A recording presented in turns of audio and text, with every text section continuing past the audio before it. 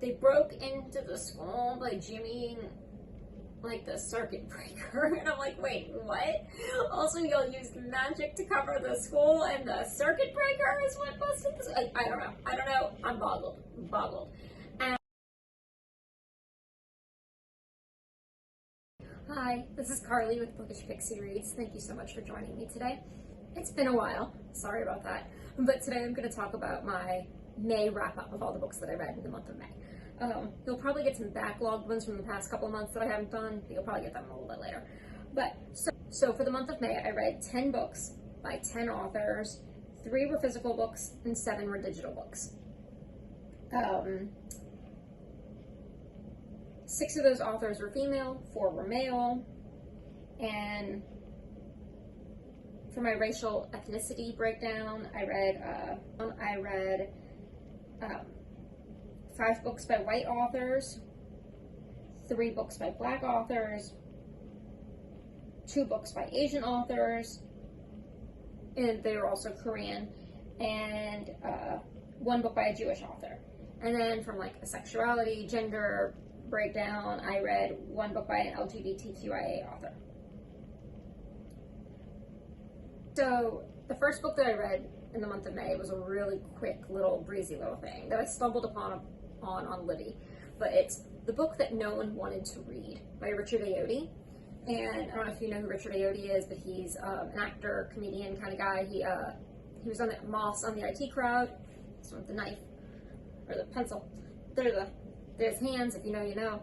But he's, I don't know how famous, but relatively famous in England. And I know he's written other books. He's got some travel shows, but everything I've known him to write was for like an adult audience. And I saw this on Libby as an audiobook originally, is how I stumbled across it. But it was like listed for like only like 45 minutes. And I was like, what is this? And then I looked, they had a physical copy, it wasn't that long. And I don't actually know why this would be an audio copy because it's heavily illustrated. Many of the jokes are in the illustration, so I don't even know how this would translate as an audiobook. And it was funny, but it was originally like the story's main character is a child, but I still thought the humor was very adult, like not like sexual adult or cursing adult or violently adult. It was just very meta and kind of like clearly meant for like a person who loves books. And I was like, oh, this is for adults. And the more I read it, I'm like, no, I think this actually is meant for kids. So I think it could go for either audience. I thoroughly enjoyed it. But it's sort of this book telling a story about a book that no one wants to read, and it's just very meta. And there's this like little, I think it was a little girl, or maybe it was like an unnamed, unsexed child, because it's very supposed to be very much like you decide whether the child is brunette or blonde or blue-eyed or brown-eyed, etc., so forth and so on. And he meets this book, and the book's like, don't pick me up. What? And then they have this, and the book's almost telepathic into the girl's mind, and it's very meta about people who like love books and book reading. And it was just a quick, silly little read, but I gave it 4 stars. I thought it was really funny, and I thought it was really clever, and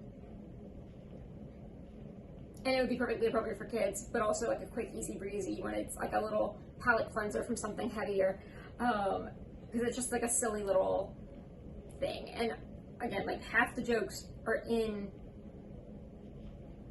the illustration, so I don't know why you would. And I guess like if you were having like if you're sight impaired, you would go, but then you're still missing some of the jokes. So I don't know, but it was funny. I liked it. Check it out. And my next book, which is actually, I think I had read most of it in April, but I wrapped it up in May. But The Wedding Season by Katy Birchall. And I read this as a buddy read along with my friend Leandra, the TBR0. I'll put her information down below. She is great. We have a lot of same vibes of what we like to read. But so last year I had read The Secret Bridesmaid by Katy Birchall. And I think I had actually read that right before I had started the BookTube channel, so I hadn't talked about it with anybody. I think I have a review on my Bookstagram. I'll link it. But I was absolutely delighted by The Secret Bridesmaid. It's listed as a romance. And I struggle with romance, and it's very light romance. Like, it's very much more, it was more of like a workplace comedy with like a little side salad of romance to the steak that was the workplace comedy. And I was like, oh, I love that. I like that. So when this came out, I was like, I'm going to check this out. And we both really liked it. Leandra talked about it in her wrap up, and so you can check her video out too, because I think she had a lot of really good things to say. But so it takes place in England. It's actually kind of very English. There were a couple of like references to things that I contextually made something else. Like they stop off at a drugstore or like a little convenience store, and somebody pops in to get Quavers, and I assumed because he was hungover that it was like an antacid or like I don't know, like a Tums or something. And I googled it later. It was actually about potato chips. Like it's very kind of British in some of its terminology, but nothing that you can't figure out or it doesn't really matter. But the story's about Freya, and it starts off the day before her wedding, and they're setting everything up, and everything's, you know, that last minute franticness, and her fiance Matthew comes up to her and tells her that he doesn't want to do this anymore, and he wants to cancel the wedding. And Freya and Matthew have been dating for like 12 years, pretty much all of her 20s, pretty much since college till now. And this is devastating for her, because of course it is. And he doesn't really give her, he gives her kind of like BS reasons. You're really steady, and what does that mean? And she deals with that all the time. Like, what, you don't like me because I'm steady? Like, what does that mean? And she has two best friends, Ruby and Leo, who are also a couple. They all went to college together, and they're kind of like a little trifecta, a little tripod situation. And she relies on them pretty heavily throughout this breakup. And part of the problem is that, like, now all of her friends are in their late 20s, early 30s. Everybody's getting married. Her wedding was the beginning of wedding season of this year. So, like, she has to go to 7 other weddings, and they're all like important people to her in her life, and so she doesn't want to miss them. They're including Ruby and Leo, her two best friends, and so she doesn't want to miss anything out. Even Matthew, the ex-fiance, is going to be at a couple of these weddings, and so she's like, what do I do? And Ruby and Leo come up with this idea. They all come up with this idea that they're going to have like challenges, that at each wedding they decide on a very specific task, and they kind of up the ante for each wedding as to like the dramaticness of this task. And basically, because she's like, well, I would never do that, and they're like, that's the point, is that she gets so anxious about the task that she doesn't worry about Matthew being there or being sad that she's not getting married or whatever. It's all to take her kind of mind off of it. And in this process of these shenanigans of these tasks, she meets this guy Matthew at like a stag party for or Hindu kind of combo for somebody else's wedding. Insta hate, but then they get over it. The insta hate is a bit overall. I can't stand insta hate, but they become friends, and it very much sort of becomes like, well, they won't. For me, I'm like, is this obviously who she's going to end up with, or is this kind of like the red herring, and maybe she won't end up with anybody at all, or maybe she'll, it'll be someone else. But there is like a nice development into sort of their relationship. There's like a nice friendship that happens and things in common. But throughout the book, she's trying to figure out like what went wrong with her relationship. But she's also starting to reminisce on things in the past, and she's starting to see these red flags and maybe certain ways that he treated her and that she didn't really pick up on before, but she's picking up on now. And kind of refiguring out who she is on her own. And I do think, Leandra says this as well in her review, that maybe I think I would have liked a little bit longer period of that time of her figuring out herself. I mean, it was 12 years. 12 years she was with this man. And she's figured herself out in like 6 months or whatever. I mean, she goes through a lot happens, but it does, like, maybe I would like a little bit more of that. So I will say I thought Ruby and Leo, like, as best friends, they are very good best friends, but they're also a couple. And I didn't really read them as a couple. Like, yes, they're supposed to be a couple. We were told they're getting married, and it wasn't like, it felt very like friendshipy. And I was wondering, because I think this could make a good movie. I think this could make a really fun, like, rom-com, silly thing. And I think seeing them together in like a physical way and maybe the way they look, because they kind of bicker, but in like a fun way, or banter. And I think like seeing if they would like look at each other lovingly while they did this, it would come across better. Like I think it just depends on like how you imagine, how it comes across in your imagination. But, and there's some like parent stuff of like getting along with your parents and not getting along with your parents. There's a lot of things covered. It isn't like a straight 3-act romance, blah blah blah. God, Matthew is the worst. If you're looking for a character to hate, go find some Matthew. He's bonkers. And there were some things that I found very satisfactory within that, the hating Matthew context. But yeah, no, I enjoyed this. I didn't like it as much as Secret Bridesmaid, and I thought the build up to, like, the breakup was the very beginning of the book, and then the bit in between them deciding to do the tasks, I thought was a little long-winded. I was like, it felt like I was just like, come on. And once we kind of hit the actually going to the weddings and the tasks, it was very woe is me prior to that, which is very accurate. She's been with this guy for 12 years and he dumps her for almost no reason at all. So it's all very accurate in a way, but I thought that was a little slower paced. But once we hit the weddings and the tasks, I thought it really kicked up, and I thought it was a lot of fun. So I gave it like 3.9 stars, because I'm weird like that. But I really enjoyed this, and she has another one that just came out, I think, very early in May, that I think is actually not wedding related. And so I think eventually I will check that one out as well. But so far, I think this is the 2 books of hers that I've read are great options if you're trying to dip your toe into romance, but you don't love romance because of all the like really obvious tropes that are in there, and sometimes it's just too romancy and too predictable. I think these are good options. Not that they're not predictable and all the rest of that, but I think they're not as trope filled as regular romances that we've come to expect. So 3.9 stars, I enjoyed this. So the 3rd book that I read for the month of May is Lion's Legacy by L.C. Rosen, and that's also Lev A.C. Rosen, Lev Rosen. He goes by different names that he writes, but he wrote Lavender House that I reviewed in January that I died over. That it was 5 stars. It's still one of my favorite reads of this year so far. He also wrote Camp, which was a teen YA novel about like a queer summer camp that I read in February, which I haven't reviewed because I'm backlogged, but I enjoyed that. That was fun. But so this is a brand new series that he just came out with. It kind of dropped in May, and it's kind of being billed as, and it's pretty accurate in this billing, that it's a queer teen Indiana Jones, and it's the first in the Tennessee Russo series. It's about this kid. He's a teenager. His name's Tennessee. They all call him Ten. His dad, Henry, is this famous archaeologist, and he has this, they don't say Netflix, but a famous streaming service show that he used to be with Tennessee when he was younger. And they would go in and, try to find these artifacts or whatever. And magical things, mystical things happen. Very Indiana Jones, where things shouldn't be happening, with the Ark and all that shenanigans.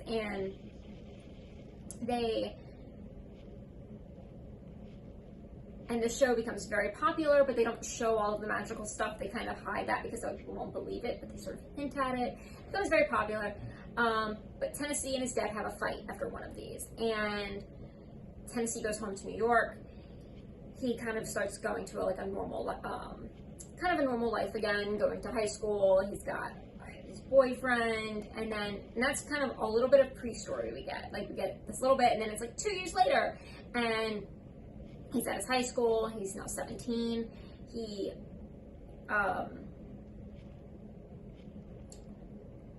still hasn't talked to his dad since this blow up. It's been 2 years. And then his boyfriend breaks up with him for kind of just teenage drama shenanigans. And he goes home. He also interns at this museum, and he works for this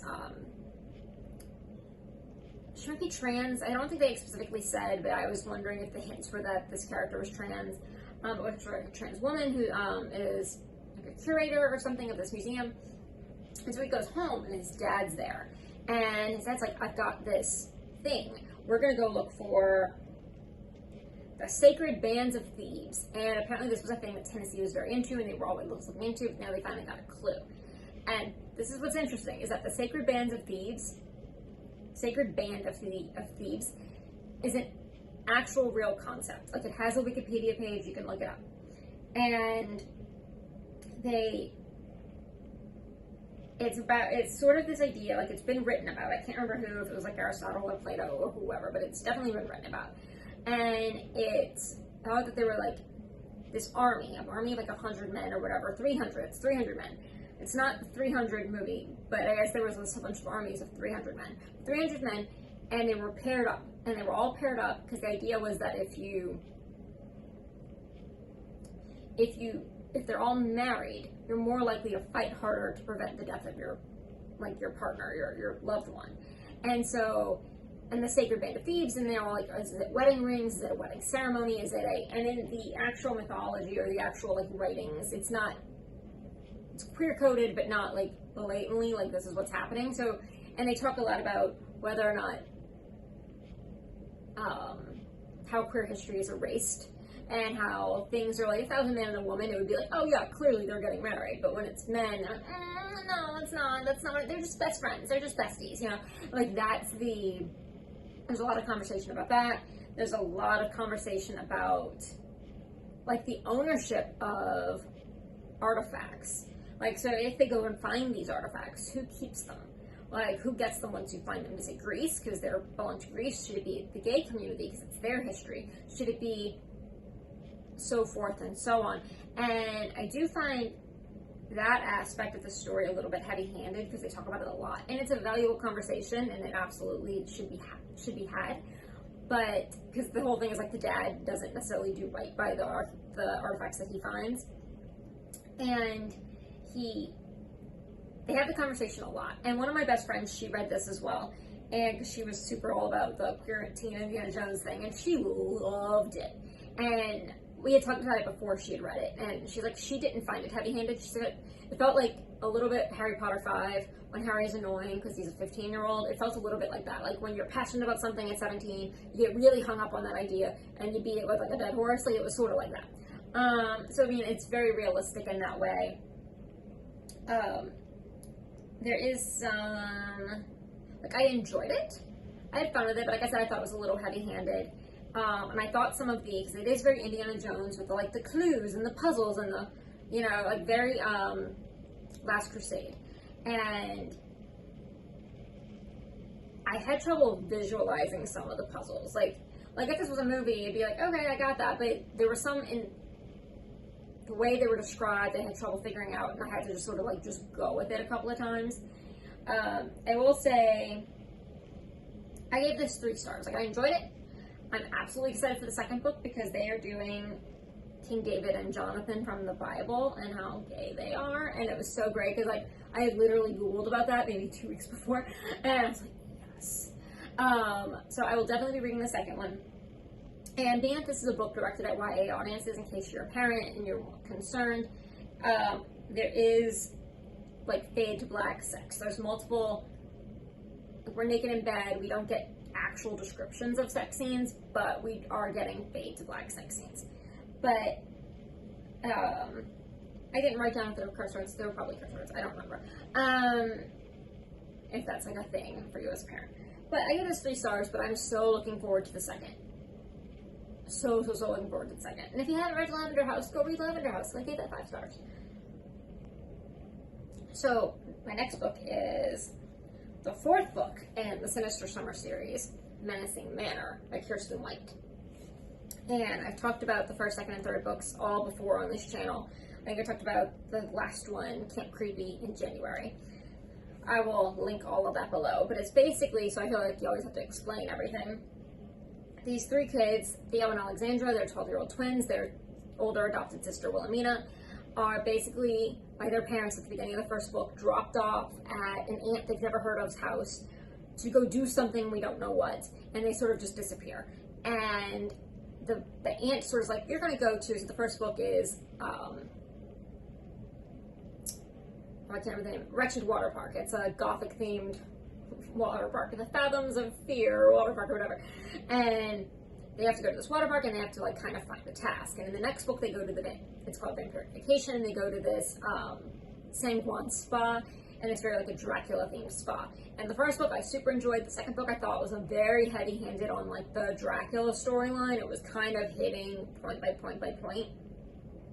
But by the end of it, like the third quarter of it, and then I thought it spent a lot of time doing that like Babysitter's Club thing of we're gonna recap you the first book, and then hitting those things. And then by the second half, last third of the book, I was super into the second book. In the third book, they get a little more agency. The kids are like, no, we're going to do this now. Because now they're trying to figure out what happened to their parents. Where are their parents? What's going on? Because there's now like a bad guy kind of chasing after the kids. They're finding that there's like some clearly like, they're meeting other kids whose parents have gone missing, and they're trying to figure out what is going on. And so the third book, they get a little more agency, and they decide to go to this summer camp that maybe people are going missing from. And shenanigans happen there, and then which leads to, and they find more clues with the family, and blah, blah, blah, blah, blah. And in this book, they go to the Menacing Manor, and it's this Menacing Manor. It's basically a science camp that's run by a Mr. Frank and a Mr. Stein, and it's Frankenstein. And I've known this is sort of coming for a while because they've mentioned the names in other books, and so I was like, oh, we're getting a Frankenstein book. And I was really concerned because of the vampire one, the Vampiric Vacation, was very heavily leaning on the Dracula story. And the first one didn't feel like it was leaning on really, I kind of think maybe we were doing the Brontes a little bit, but it wasn't so heavily a specific story. I think it was just kind of doing gothic stories in general. Second book, straight up doing Dracula. Third book, I think summer camp. I think maybe it was kind of playing up a little bit of the 80s summer camp stories, but nothing really stuck out to me as a blatant like copy. And then so when we were doing this, we were doing Frankenstein, I was like, oh no. Like, is it going to go back to the second one, which is the one I struggled the most with? And I actually ended up loving this one, because I think I loved the first one maybe the most, but this one I was like, I loved all of it. It didn't spend so much time recapping what we've missed. It felt a little more organic in explaining, maybe like if you were to just pick up this book the first time. If you picked this book first, it integrated a little bit more. All the kids are there. It's not the 3 and the 2 by themselves, and then everybody's trying to figure it out on their own. This is a very like, all the kids are now teaming up together, and they're all communicating, and they're going to figure this out, and they're all using fake names, so their enemies don't know they're there, and whether or not it works or not, and but no, I had so much fun with this one, and so we now know, because I didn't know before, I now know there's only one book left. This is a 5-book series. They gave us they gave us a cover at the back of the book saying it's called The Haunted Holiday, but last I checked it is still not listed on Goodreads or Amazon or maybe even the publisher's website. But on the back of the book it said the last book, Haunted Holiday, and I think they're going to like an amusement park, so that's going to be fun. But I really thought, like, if I hadn't said this is middle grade, this is a middle grade 8 to 12-year-old book, but like I've super enjoyed this series. I thought it's kind of clever and fun. It's been really inclusive in the racial, in its the racialness in characters' races, and also in sexualities. A lot of parents are mentioned as being like 2 dads, or so forth and so on. And it's really just mentioned in passing. It's not like a plot point, and so it's very treated as very normal and ordinary. I would say, and they've even had, I think they've talked a lot about like characters. They don't name it, but characters have anxiety, characters have ADHD, or something similar to those things. And the kids talk about like how they feel having those issues, and what do they think people think of them, and then kind of coming to terms having those things. And I'd say this book was less inclusive of those things. But if you've already read the other books, you know those things are there. But this one I felt really dealt more with the story, and the story in and of itself, than necessarily like the characters. But man, I loved this one. And they've been dropping these like every 4 months. Like I think the first one was September of last year. No, maybe it was like June or July of last year. then September, then January, then May, and whenever we're getting this one, it's going to be before the end of the year. So I've been thoroughly enjoying these. I recommend them for your kids. If you are into middle grade as an adult, I would check those out too, because they're cute and fun and clever in a way that I wasn't used to growing up. I don't know, I've just really enjoyed the series. The next two pain me. I didn't read them in order, but they're the first two in a series, the only two in the series so far, so I'm just going to talk about them together. But the first one in the series is called Lia Park and the Missing Jewel by Jenna Yoon. And I got this, and I got the second book in the series, Lia Park and the Heavenly Heirlooms, also by Jenna Yoon. I was really blessed to be part of the book tour for these from Simon & Schuster and the Color Pages blog tours. They try to highlight authors of color and marginalized community books, and for, I think, like middle grade and teen. And this was my first book tour. I'm not sure if we're going to do more book tours. We'll talk about that maybe in another video. But so this one's the first one in the series. This one was already out. The second one was one coming out, and they sent the first one too, so I was like, oh, so I can read it. I think the first one's sort of a standalone. I don't necessarily think, it's kind of a standalone. But it's about this girl, Lia, and she lives in California with her parents, and she talks about that, like, her best friend, Joon, and her parents, and Joon's parents, like, they're part of, like, a magical, it's very Harry Potter, where they're part of a magical society within a bigger, like, normalized world. And the normalized, or the regular, or the non-magic world doesn't know about the magical world. And at around the age of 12, your magical powers should start manifesting themselves. And if they don't by 12, they could still come, but it's less likely they're going to show up.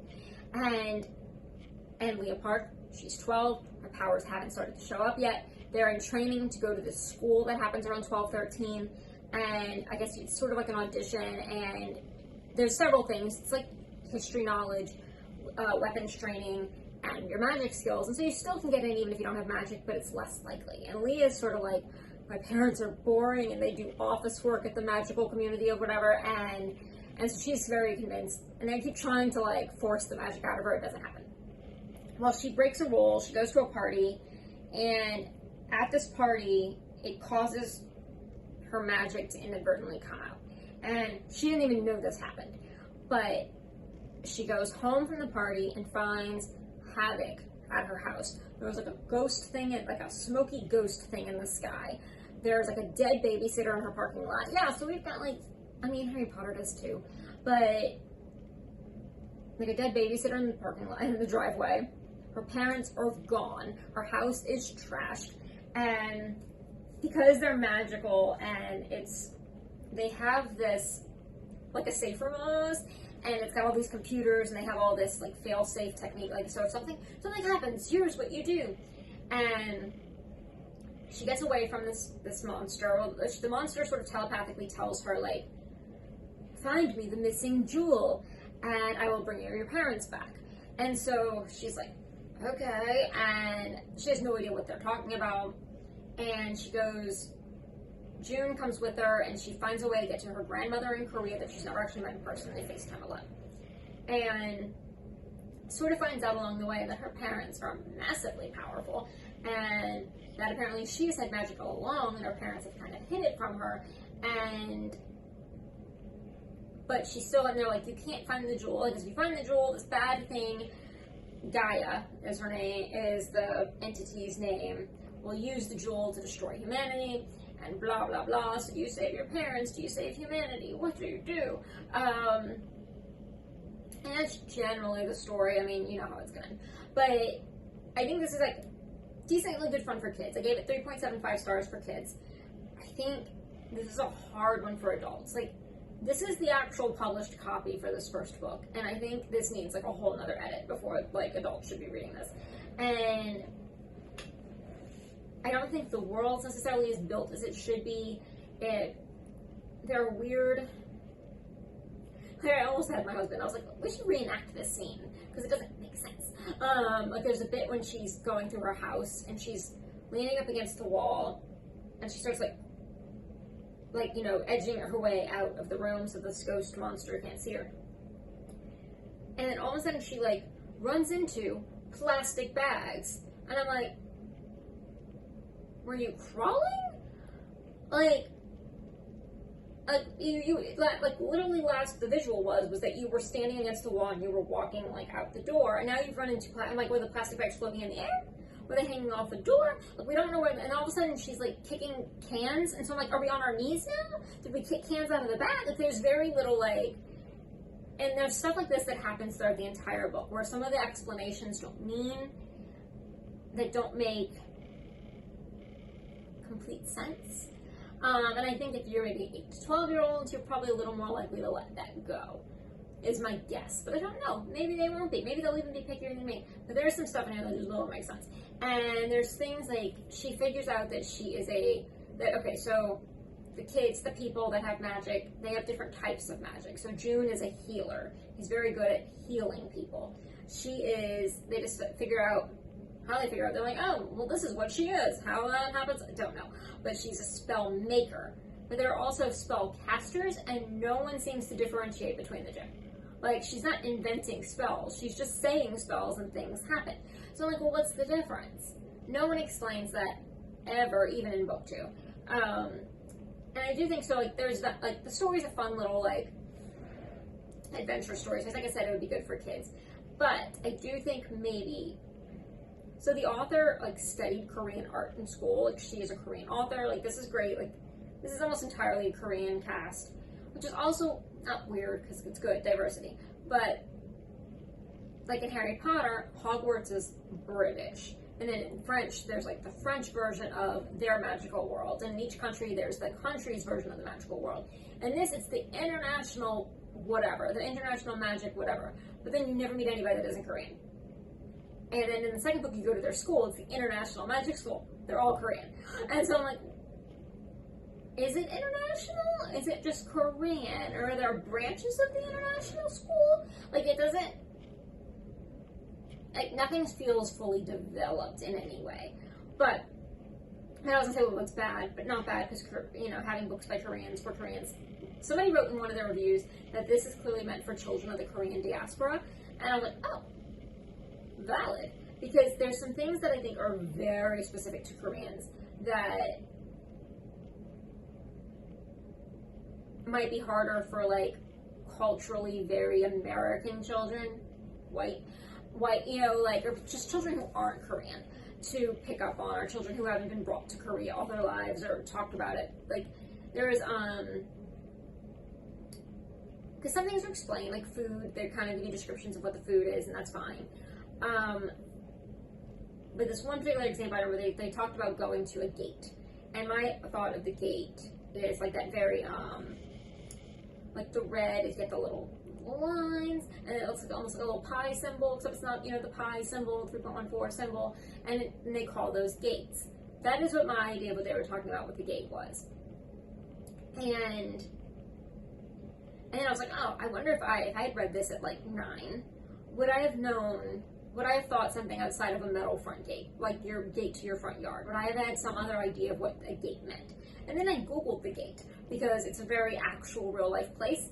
They go to a lot of places that are actually real life places in this book, which is also cool, because then you can there were some places where I didn't understand the description, and then I Googled, I was I had trouble visualizing what she was trying to say about a place, and then I Googled it, and I was like, oh, that makes sense. I have never seen anything like it, so I had a hard time relating to what she was trying to say. But I was like, oh, that's cool. So this would be a cool Google, let's Google what this place is, and then you can see it. But I Googled this gate that she was talking about, and I was like, oh, that is more what I was talking about, but also vastly different than what I had in my head. And so I think these are very famous places in Korea, but so maybe it's worthwhile reading with your kid, or suggesting oh, hey, if you have something you don't know what it is, come talk to me and we'll Google it together and we can talk about it. I think that could be worthwhile, because there are some things that are unclear, at least to me. But then I read the second book, and I I gave it 3 stars for kids, 2 stars for adults, because I think there's a lot here that could be really good. And granted, this is the eARC, so I don't know exactly, like, how many other things were going to be changed before this made it out to publishing. And it is out now. And thanks to the same people, Colored Pages blog tour, Simon Kids, thank you for all that. And it's Lia and Joon get accepted to the school. They go to this school. There seems to be a lot of magic that seems really unnecessary. If it's, the school is so well, like, I don't know, it seems like there's like a lot of duplicate magic just to show us that it's magic. Like, it doesn't really necessarily make sense in the story, but I think, like, for kids, they'll be like, oh, that's cool, that's neat. They go to the school, they're separated into houses. It's a very Harry Potter thing. They get separated into houses by, like, by their, Korean symbols. I can't remember what they are, doesn't matter. And at some point, right as they're they each get weapons. They kind of, like, get their magical weapon. And whether it's a bow and arrow or sort of like a spear thing or whatever. And the school, the safest place for these children to be in the world, gets broken into stupidly easily.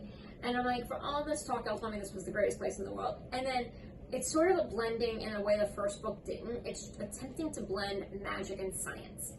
And they broke into the school by jimmying, like, the circuit breaker. And I'm like, wait, what? Also, y'all used magic to cover the school, and the circuit breaker is what busted this? I don't know. I'm boggled. And they decided this book's just weird. I found this just so weird. Like, it needed, like, 3 more edits before this should be allowed to be out. Because they're like, you know how we're going to stop this bad guy of all bad guys, who's also a name I cannot pronounce. And thankfully they started calling him the King of Darkness. Because if I pronounce this, it's going to be very racially terrible. And culturally and ethnically horrible things are going to come out of my mouth. We're going to call him King of Darkness.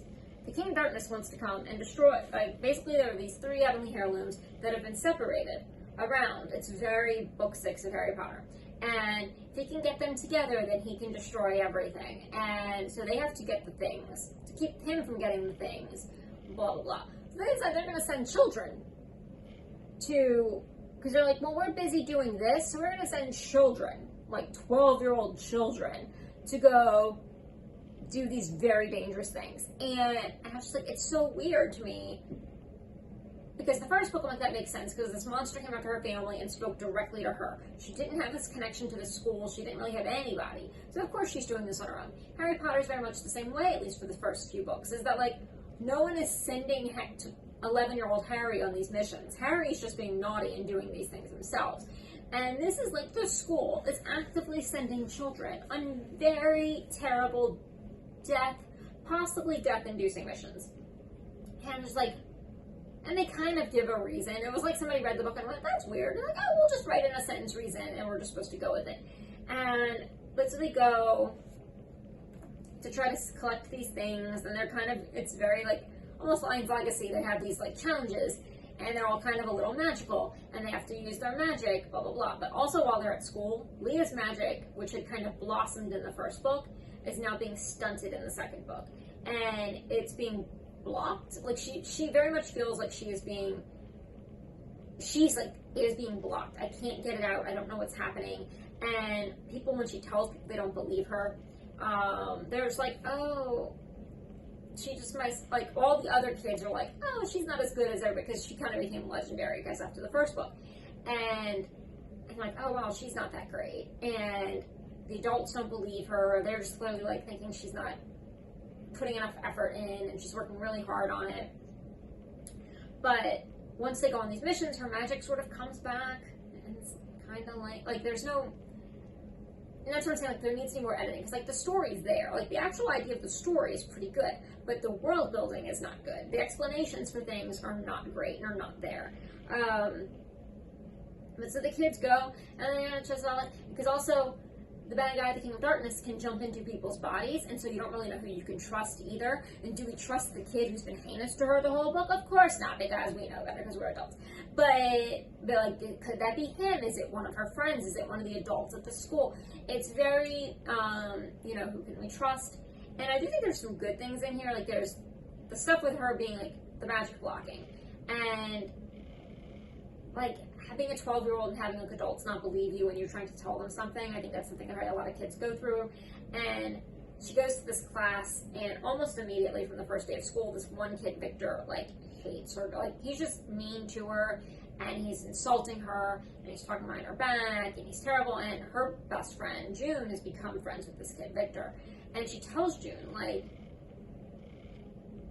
but what she tells June is, he looked at me weird in class. And he's like, oh, okay, you probably mistook that. I don't see why I can't be friends with Victor. And she's on her head, like, after everything I told him Victor did to me. And I'm like, you didn't tell him anything. You told him that he looked at you weird. Like, I don't know if that's like a writing problem or just, like, kids are dumb problem. Like, I don't know where that's supposed to fall. But there's a lot of this, like I said, this magical world building where, like, the school has like a hyperloop, and they, like, a transit hyperloop system, and first time she goes to it, she sees, and she talks about it's a transparent tube. But then when the door to the transparent tube opens, she sees, like, the train. And I'm like, but couldn't you have seen the train through the transparent loop? Like, the transparent tube? Like, none of this makes sense. Like, there's just descriptions that do not make sense. Ever. And that's sort of weird and odd. But there's some really lovely cultural things in here. And like I said, I think this would be good for, like, if you think your 12-year-old, your 10-year-old's not going to notice some of these weird discrepancies, it's fine. But I think, like, an adult should just skip it. And like I said, like, it's great to have the Korean representation. That's all great. But I do find that the world building really lacking. And I think I started to say, I'm not sure if I finished the thought, that the author is Korean. She went to school for Korean art history, and that just so shows up, because she's grown to all these landmark places, and these places that have been around for centuries that were built, and she talks about art and statues and things, and all that sort of thing, and it's very cool.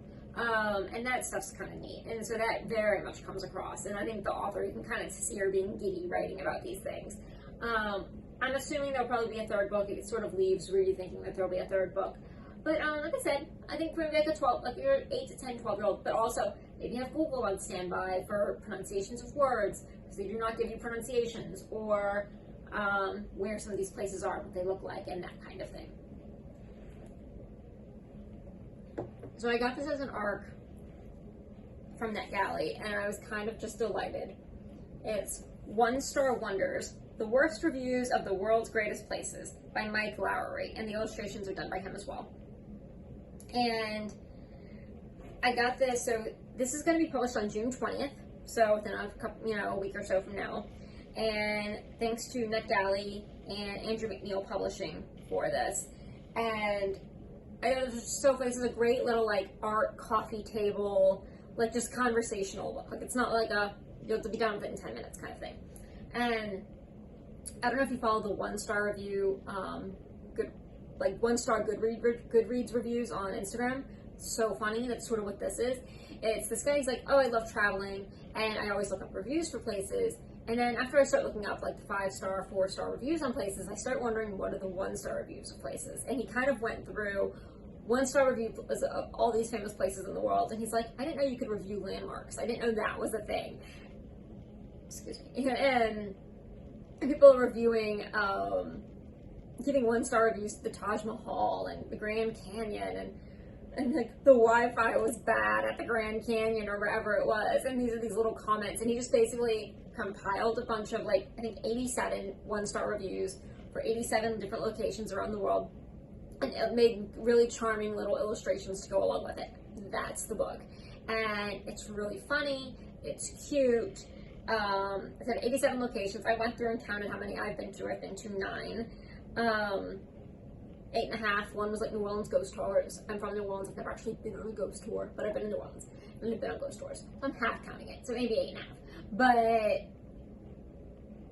And it's just so funny seeing people's reactions to some of these places that have, it's no fault of their own that the Wi-Fi is bad at Big Ben or the mountain or whatever.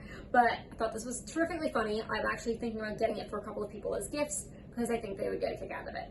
So 1 Star Wonders by Mike Lowery, total blast. There was also an eARC called Swamp, A Summer in the Bayou by Johann G. Lewis. And this is a graphic novel. And I don't really know what to do with it in my head. I'm giving it 3.5 stars. So this was just published in May 24th. And so thank you for NetGalley for this and eARC Comics for the eARC.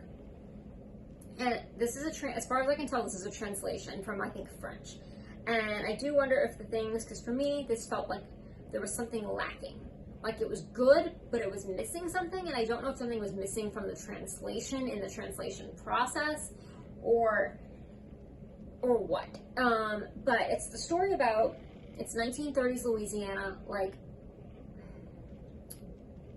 sharecropping country. Like they never explicitly say that, but maybe there's like an old plantation that someone lives in that's kind of run down. They're shacking up in there. You've got like really poor black neighborhoods, kind of poor white neighborhoods. But it's got this little boy, Otis. He's black. He's got this little boy, Red, or a little friend, Red, and he's a little white boy.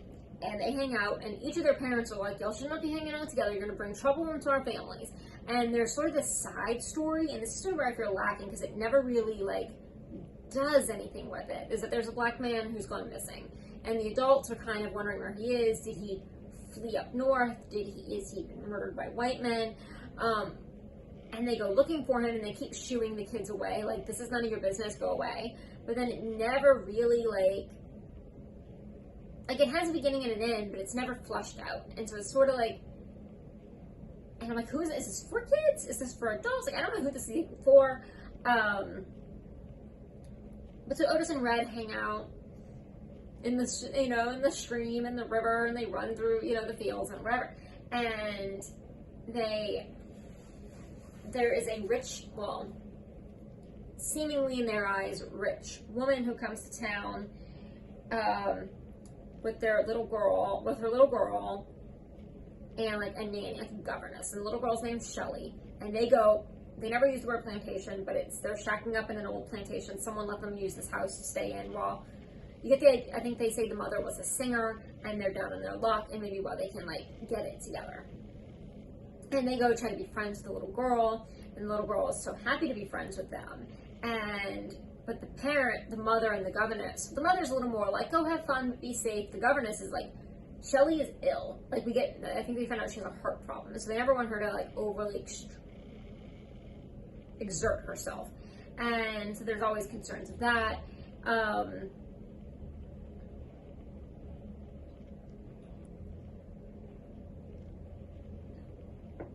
But so you get like race stuff, class stuff.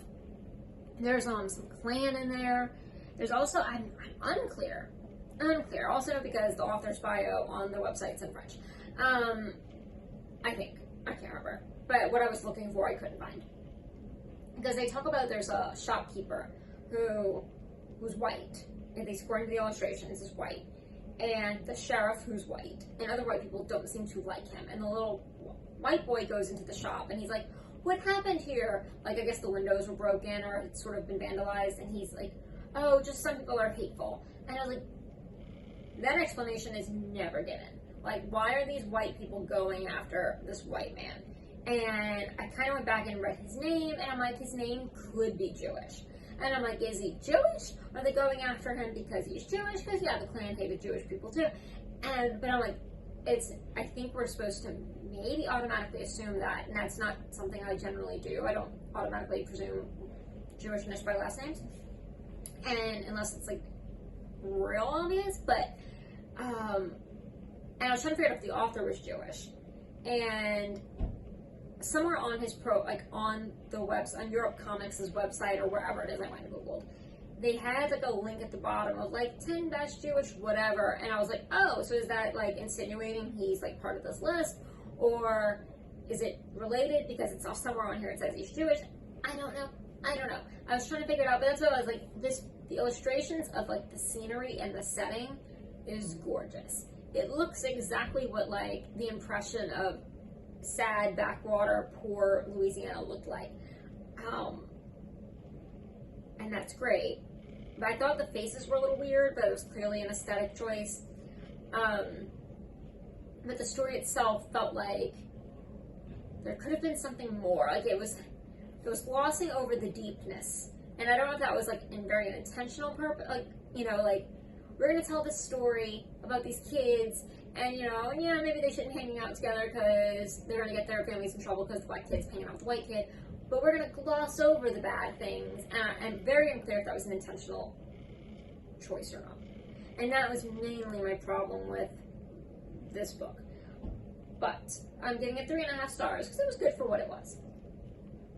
So I also read a couple of picture books. I read Stacey's Extraordinary Words by Stacey Abrams, you know, from Georgia, the awesome woman who was running for something or other, and then the Secretary of State said she couldn't win, and it was a very, conflict of interest decision, and she's written mystery books, and she's a politician, and she's sort of amazing, and I didn't realize, I was looking up for her mystery book, I kind of want to read it soon, her political mystery, whatever it was, and figured out she wrote a couple of picture books, and so I read those, and they're insanely cute. So I read Stacey Abrams' Stacey's Extraordinary Words, and I also read Stacey's Remarkable Books. And as far as I can tell, those are the only two. They're illustrated by Kit Thomas, and the first one is, she says in the author's note, like they're semi-autobiographical, but she's this little girl, she kind of feels like out of place in her class, and the illustrations show like a very multi-ethnic class, like all the classmates are kind of all shades of the rainbow, and you can tell different religions and all that sort of thing, different ethnicities, and she doesn't feel like she fits in, like they all have a good time playing and she doesn't really play with them, and her friends are words, she loves words, and they mean and how they flow and how they connect, and these are notebooks of her favorite words, and her teacher decides to put her into a spelling bee. And she's so excited, but then she studies. Does she win? Does she not? You'll have to find out. But apparently this was based off of something that really happened to her in life. And I felt it a lot, and so I gave that one 5 stars, because it was so sweet and darling. And so many picture books are sweet and darling, but I kind of felt that one. And then Stacey's Remarkable Books is the same class, and the kids are playing like soccer or something, and she's like, doesn't fit in, and so she's reading her books, and a new child in her class comes up, and she's like, can I sit with you? And she's Asian, and apparently this is based off of Stacey's real life very first best friend. And she's like, oh, do you want to read with me? And she's like, oh, well, I can't really read English. And so Stacey kind of starts to teach her English, and they start like a book club, and she's teaching her how to read English, and then she teaches her some of this stuff, and then it's the same like classroom, so it's still got all these multiracial ethnicity kids in her class. All these kids start joining her book club, and they all start teaching each other new words in different books and from different cultures, and it is so sweet. And then also getting her to step out of her bubble to become friends with other kids, and it is also very, very sweet. It didn't like hit me the same, but I'm giving it like 4.5 stars, but it's also very, very sweet. And those were all my books for the month of May. So hope you had fun. I was trying to make that shorter. I did not. That was still very long. But thank you for joining me. Sneak peek into June reads. I'm currently reading Murder in Old Bombay by Nev March. And I've got sitting in my Libby account, waiting for me to finish Murder in Old Bombay, is Stephen Rowley's new book and Yellowface by R.F. Kuang. So hopefully you'll hear about what I think about those in June. But thanks for coming. Bookish Pixie Reads here and on Instagram. And like, subscribe, all the things. Thanks for watching.